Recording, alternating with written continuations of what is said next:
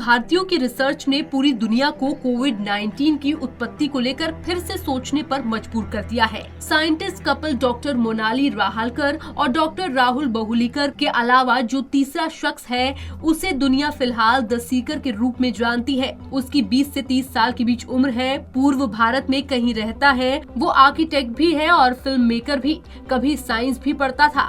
खुद को गुमनाम रखने में उसे बड़ा मजा आता है। शोहरत नहीं चाहिए, सेफ्टी की चिंता।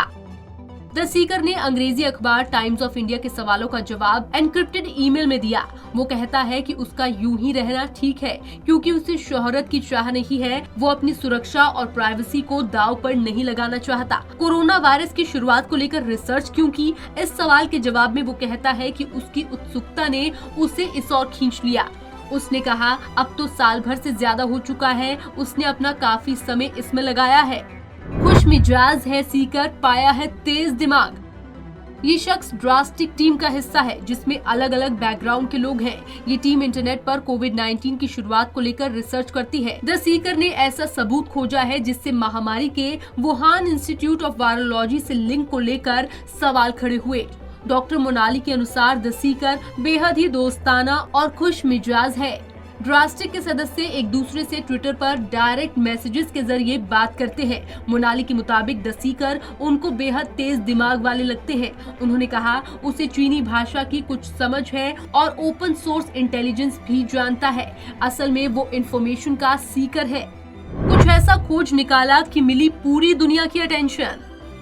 पिछले साल द सीकर ने चीन से एक मास्टर की थीसिस का पता लगाया था जिसमें बताया गया था कि कैसे 2012 में मोजियांग की एक चमगादड़ों से भरी खदान में 6 कर्मचारी गए और सांस की एक रहस्यमय बीमारी से पीड़ित हो गए जो काफी हद तक कोविड से मिलती थी। बाद में उनमें से 3 की मौत हो गई। द सीकर ने जो कुछ भी खोजा है उससे दुनिया भर की अटेंशन उन पर है। अब SARS-CoV-2 के प्राकृतिक होने के दावे को चुनौती दी जाने लगी है तो उसके पीछे ड्रास्टिक की रिसर्च का भी योगदान है। अमेरिकी राष्ट्रपति जो बाइडेन ने फुल प्रूफ जांच की मांग की है। चीन से सीधे जुड़ रहे हैं तार।